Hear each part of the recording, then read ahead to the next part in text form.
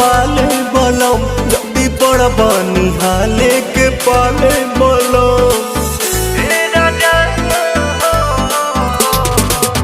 आँखी में हमारा जे आवे दे बयासु खालिम जहरिया ए पवन प्रियांशु।